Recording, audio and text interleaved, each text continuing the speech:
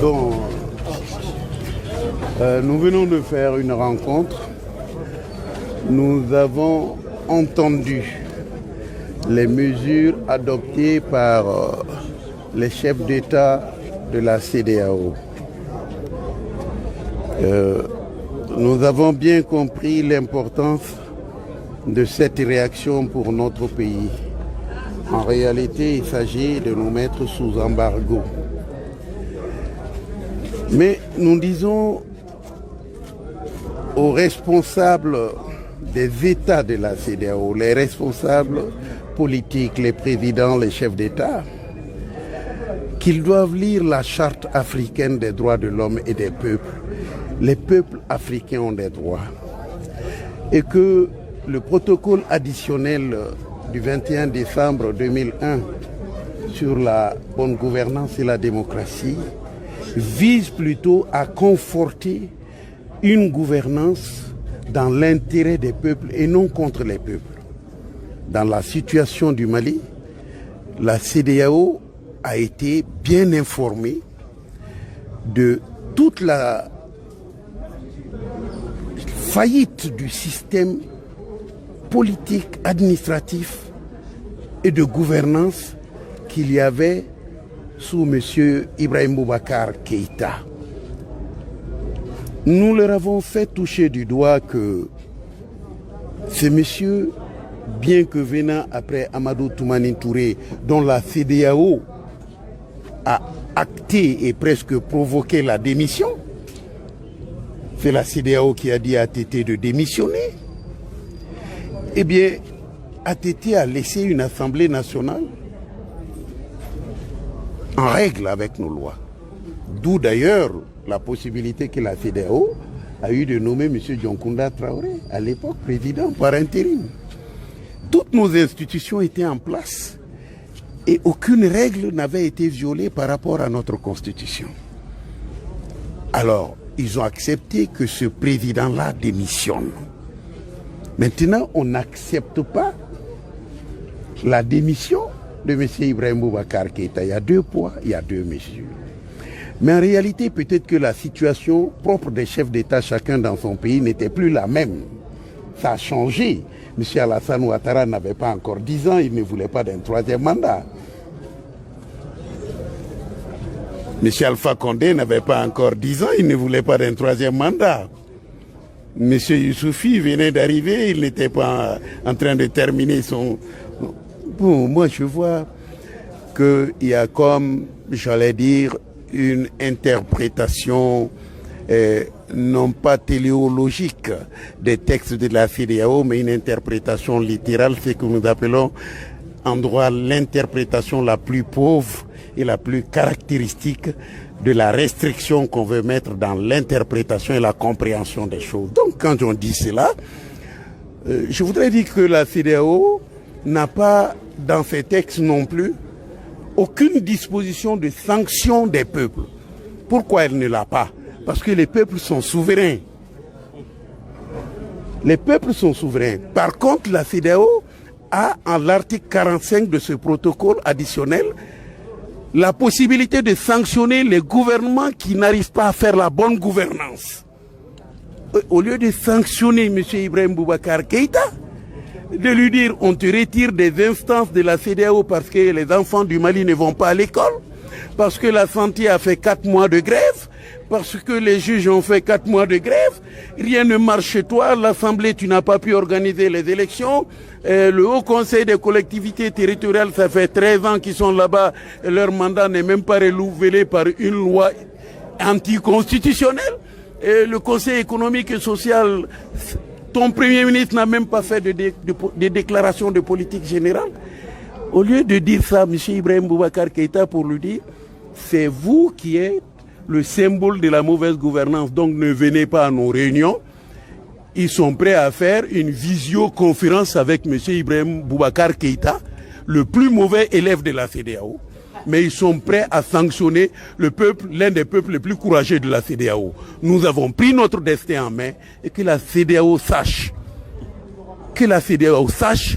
qu'il est en marche un printemps ouest-africain, des peuples ouest-africains contre des gouvernements et leurs syndicats qui violent nos droits. Ça, c'est clair pour moi. Le combat va continuer et nous allons gagner ce combat contre ce genre de dirigeants à la vue restreinte, dans une sorte de dépression administrative, politique, et qui restreint nos droits et qui veut nous comprimer, si ce n'est nous confiner dans leur ignorance totale de l'application de leurs propres droits. Nous ne serons pas confinés. Nous, on n'est pas au Covid-20. Le Covid-19, on n'a pas la solution, mais la CEDEAO, c'est le Covid-20. Excusez-moi.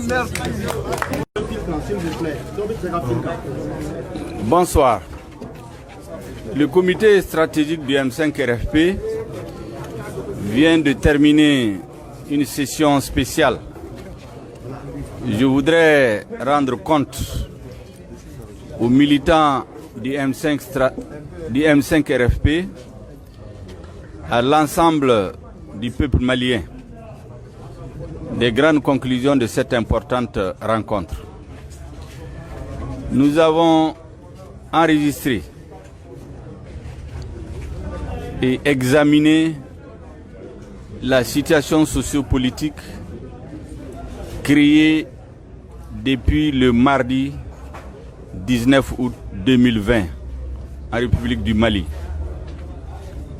Le M5 RFP se félicite de l'aboutissement du combat héroïque du peuple malien.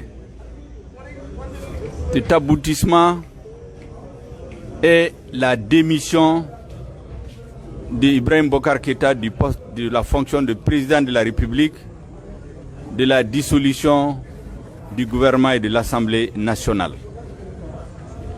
Nous avons aussi pris acte de la déclaration du Conseil national pour le salut du peuple, le CNSP, d'ouvrir une transition politique civile.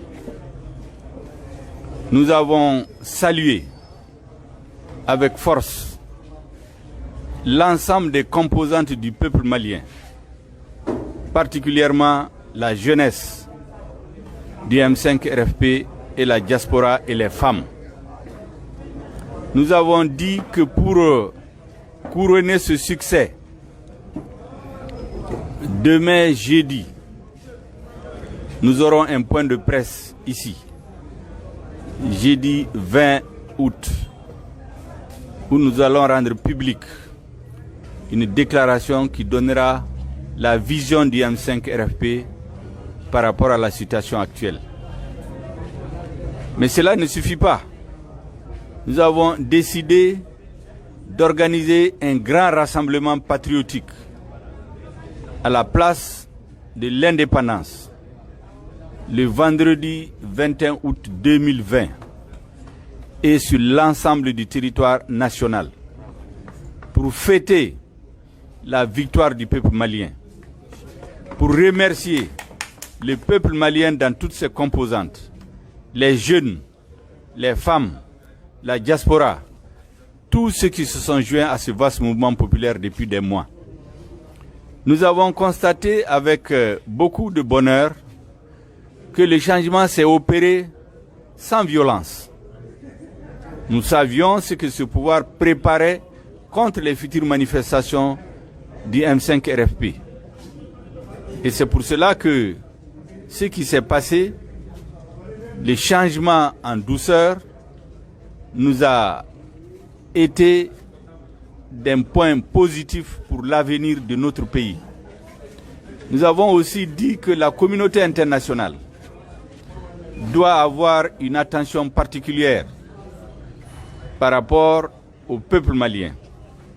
Et la mobilisation du vendredi 21 août doit donner la preuve que le peuple adhère à ce changement. Un premier signe, c'est que nous avons constaté que l'ensemble des corps de nos forces armées de sécurité ont travaillé ensemble pour éviter à notre peuple un bain de sang, pour éviter des tueries, des arrestations, des déportations qui étaient préparées contre la haute direction du M5 RFP. Notre peuple va se retrouver, va se réconcilier, va redéfinir les conditions d'une reconstruction de notre pays. Cela se fera avec l'ensemble des forces politiques, sociales.